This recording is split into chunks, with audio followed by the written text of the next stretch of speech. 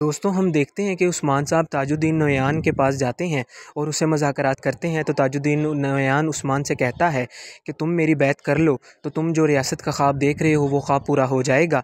मेरे चचा तुम्हारी मदद करेंगे और तुम्हारे हमेशा पीछे खड़े रहेंगे। तो उस्मान कहता है कि तुम मेरी बात लगता है नहीं समझे, हम तुर्क कभी किसी आगे नहीं झुकते।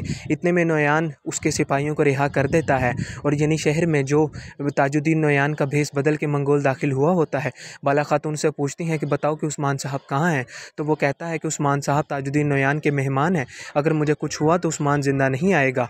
दोस्तों इतने में अलाउद्दीन अपने सिपाही से कहता है कि इसे भी जाओ ज़िंदान में डाल दो और ताजुद्दीन नोयान का सिपाही बाहर आकर उस्मान के सिपाहियों को रिहा कर देता है और उसे कहता है कि जाओ तुम्हारा सरदार वापस आ जाएगा।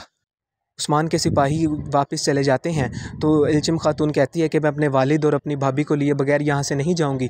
तो रहान कहता है कि उस्मान साहब ने कुछ सोच समझ के ही हमें यहाँ से जाने का कहा है, चुपचाप ही मेरे साथ चलो खातून।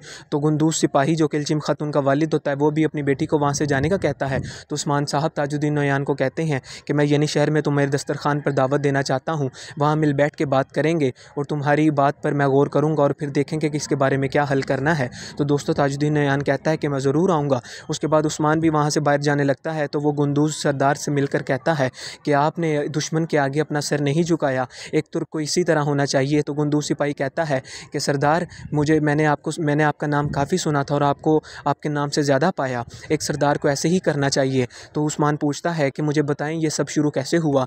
तो गुंदूज़ सरदार कहता है कि ताजुद्दीन नोयान बहुत ही शातिर आदमी है, उसकी ज़ुबान और उसका चेहरा कुछ और कहता है। उस्मान साहब आप उसकी बातों में हरगिज़ ना आइएगा, उसने मेरे बेटे को भी मेरे खिलाफ़ खड़ा कर दिया था, उसकी बातें तलवार से ज़्यादा तेज़ हैं, वो आपको भी यहाँ से नहीं जाने देगा और हम सबको यहाँ से निकाल फेंकेगा। इतने में ताजुद्दीन नोयान भी बाहर आकर देखता है कि उस्मान सरदार गुंदूज़ सरदार से बातें कर रहे होते हैं। तो उस्मान कहता है कि तुम परेशान मत हो, मैं इन सबको यहाँ से निकाल फेंकूँगा और इनका अंजाम भी इन सब की तरह मौत ही होगा। इतने में उस्मान सरदार वहाँ से अपने घोड़े पर बैठकर यानी शहर रवाना हो जाते हैं। तो यानी शहर रवाना होकर इल्चिम खातून कहती है कि उरहान मुझे वहाँ से नहीं आना चाहिए था, मेरे बाबा वहाँ कैद में हैं, मैं यहाँ पर कैसे रह सकती हूँ। तो उरहान कहता है कि उस्मान सरदार के आने तक तुम्हें इंतज़ार करना पड़ेगा, उस्मान साहब ने किसी वजह से ही हमें यहाँ भेजा है। इतने में मलून खातून और बाला खातून भी आकर कहती हैं कि क्या हो रहा है।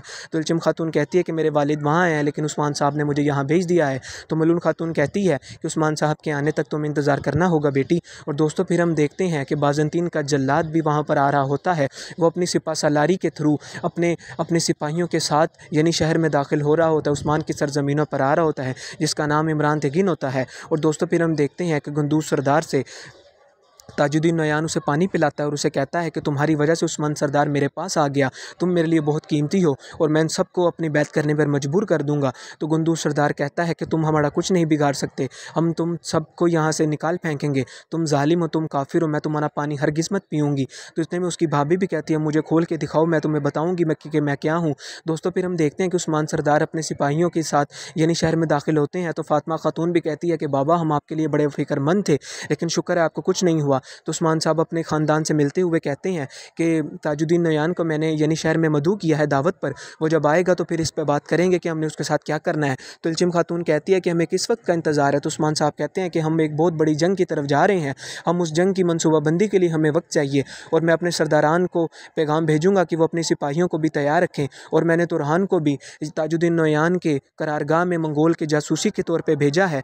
तो बुरहान कहता है कि हुजूर क्या इतने लिए काफ़ी होगा। दोस्तों फिर हम देखते हैं कि ताजुद्दीन नोयान का सामना इमरान तेगिन से होता है और इमरान तेगिन अपना तारुफ करवाते हुए कहता है कि मैं बाज़ंतीन का जल्लाद हूँ, मुझे यहाँ पर उस्मान का सर काटने के लिए भेजा गया है। तो ताजुद्दीन नोयान कहता है कि उस्मान का सर मैं नहीं काटूंगा। तो इमरान तेगिन कहता है क्या तुम मुझे अपना दुश्मन पाओगे, मैं भी एक तुर्क हूँ और हम तुर्क अपना सर किसी के आगे नहीं झुकाते।